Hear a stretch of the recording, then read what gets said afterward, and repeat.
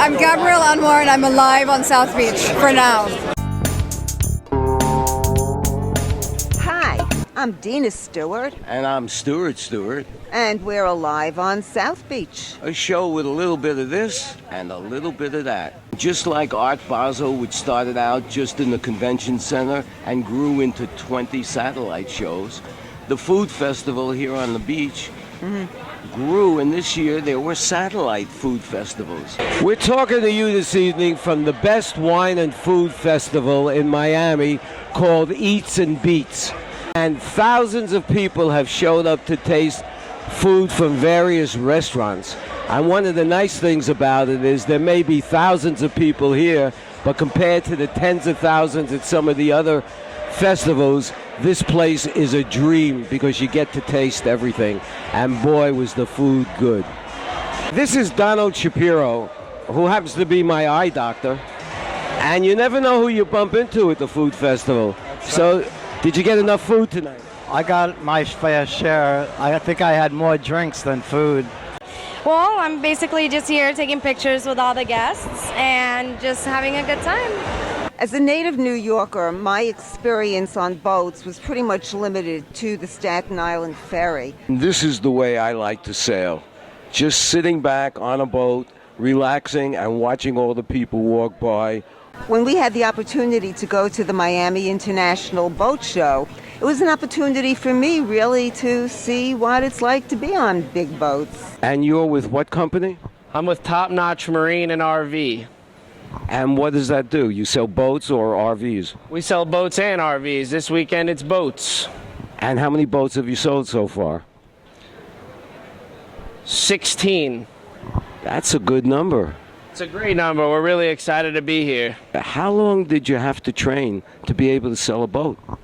A long, long time. It probably 5 years before you become a boat salesman that has any control whatsoever over what they're doing. Is there like a boat university that, you know, all the salesmen go to so that they can learn how to be good salesmen? Yeah, it's called Customers. What we enjoyed most this year is the ancillary products that you need or don't need when you buy a boat. When you own a boat. I bet you're wondering what I'm doing up here. No, I'm not doing a Justin Bieber.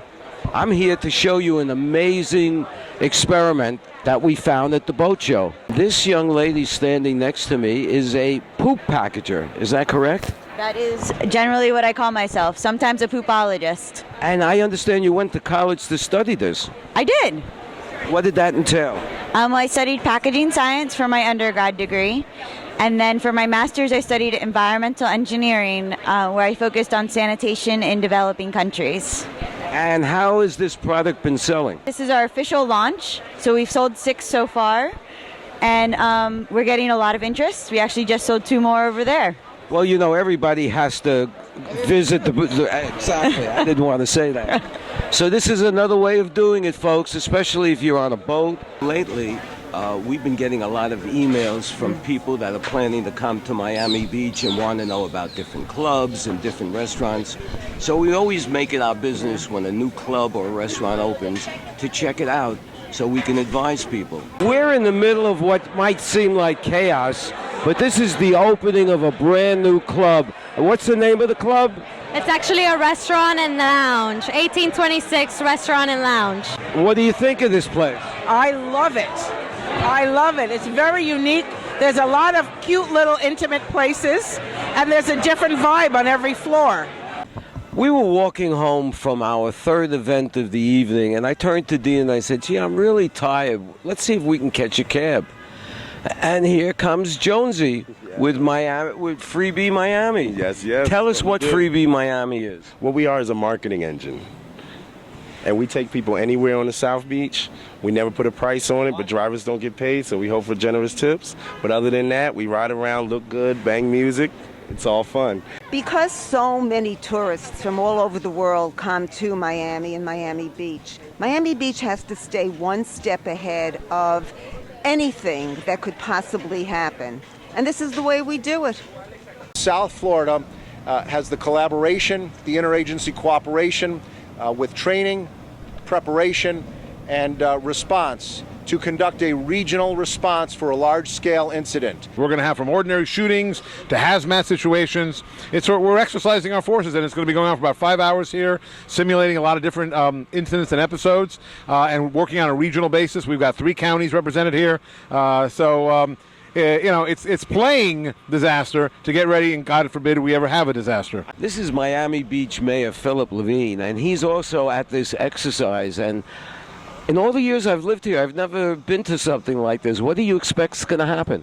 Well, I think what this is, Stuart, is this is once again being very proactive as opposed to being reactive. And this exercise is a combination of Homeland Security, FBI, the Broward County Police, the Miami Beach Police, Fire, all different agencies together, and practicing, God forbid, if we had some kind of bad event, that we're prepared and that we're here and they know what to do. In Florida, same-sex marriages aren't recognized, and now a group of 8 couples got together with Equity Florida and are suing the state of Florida for the right to have their marriages recognized. We went to a rally, and at the rally we spoke with this gentleman. This is Steve Rothaus. Lesbian, gay, bisexual, transgender reporter. I cover the LGBT beat at the Miami Herald. What could we all do, do you think, to just move this along, even if it's only an inch? I think that just having the discussion moves things along. I think that my writing stories about the LGBT community that are published in a mainstream publication like the Miami Herald helps move things along, because we're taking issues that were not spoken of several years ago, or spoken of in a sense that people who had a lack of understanding, their points of view may have come across, but now we're opening it up so that people get to meet other people and get to be introduced to people who are LGBT and get to know them beyond their sexual orientations, beyond their gender identities, to get to know them more as people, to get to understand them and perhaps relate to them in a different way. And at this Equity Florida rally, we ran into my favorite actress. Time for a pop quiz. What does Cagney and Lacey, Queer as Folks, and Burn Notice all have in common? Well, think about it for a moment, and you'll probably come up with the best performance by a female actress in all 3. And that's this lady over here, Sharon Gless. Hello. Hey, Stuart. Hi. Stuart. And on this side is Sharon's husband, Barney Rosenzweig. I got it right? Very good pronunciation. Excellent. Okay, so I'm starting off good. You are. Now tell me, what brought you down here to this event?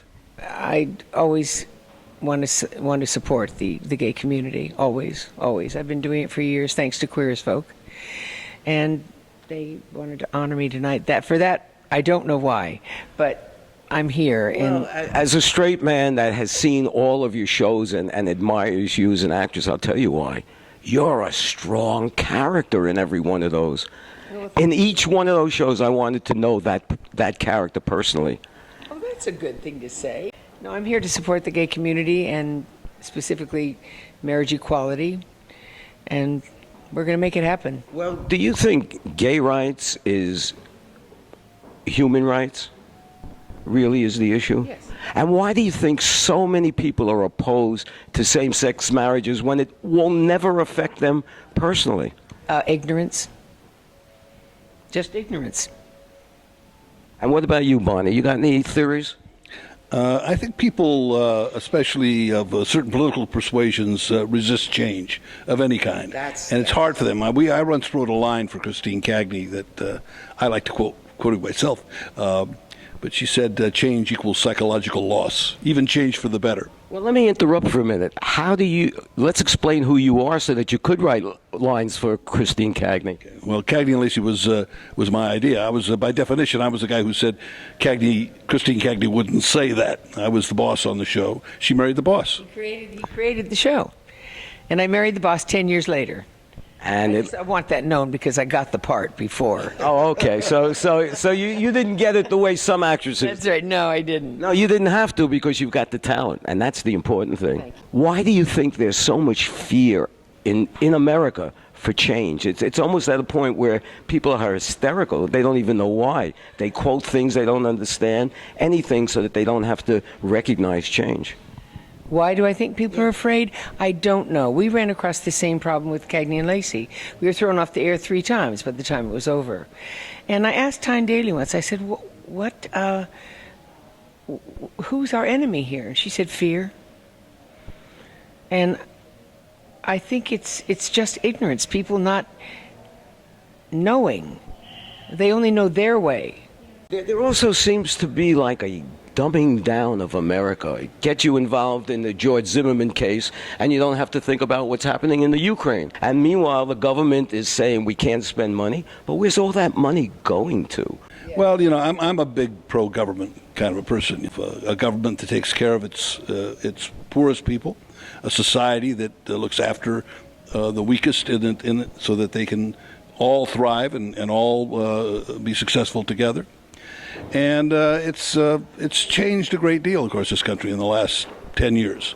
The inequality of earnings and wages and rich versus poor is reaching a scary point, because ultimately people will only stand so much, of unfairness before they do something about it. I want to thank you both very much. This was sort of stimulating. I enjoyed. He is, and so are you. You're no slouch yourself. But I mean, she's a much better actress than I am, though. So it works. Well, okay, but as a team, you're the better interview. You're the better actor. Yes, we do. All for equality in marriage, all for equality in our marriage. Right. How long have you been married? It'll be 23 years this May. Wow, that's great. I know, we thought it'd never last. Well, you see that? Life happens the way it's supposed to, and you guys were supposed to. It does. Anyway, enough of my philosophy. This is Stuart Stewart, and I'm here to say have a great day. And thank you so much. Thank you, Stuart. Sharon Gless and Barney Rosenzweig. When the social season really kicks in, the pace just keeps going and going and going, and it seems like we jump from one event to the other. Well, while the Wine and Food Festival events were winding down, the Miami International Film Festival wound up. Hi, I'm John Maloof with Finding Vivien Maier. What'd you find out about her? She was a nanny, and she took her charges with her to walk the streets of Chicago and New York and photographed everything she encountered. Not so good neighborhoods she would take these kids to and expose them to the harsh realities. Well, don't give it all away, because we want people to come and see the film. So give us the name of the film once more. Finding Vivien Maier. Your genre is horror films. Yeah. What's the funniest thing about doing a horror film? That when you make them, it's not scary at all. It's really just a big, absurd, ridiculous thing. So the scenes that are the scariest in movies, whether it's somebody, whether it's the pea soup in The Exorcist, kind of being like the most horrifying thing, and then you realize it's just her shooting pea soup out in the room, and then everyone in the room kind of just laughs about that. So, it's making horror movies is nothing like watching horror movies. So you're basically doing a comedy, but without the laugh track. It's very similar. Like comedy and horror are just timing. The same way if you can tell a joke and make somebody laugh, and your friend tells the same joke and it doesn't work, it's your timing that does it. It's the same way as scaring somebody. You can find a way to scare them, and it works phenomenally, and then other people can try it, and they're just like, what? Well, thank you. I never realized that. Well, Stuart, this brings us to the end of another episode. No kidding. No kidding. And I was just getting started. I have all these great stories, but I guess they'll have to wait till next time. I'm Dina Stewart. And I'm Stuart Stewart. And we're live on South Beach for syndicatednews.net. And if you've noticed the activity that's right behind us, that's the cafe at Books and Books on Lincoln Road, where we do our show. And we're going to end this show with the beautiful voice of Miss Maryel Epps, who performed at the annual Miami Beach Women's Conference. Mamas may have, your papas may have, but God bless a child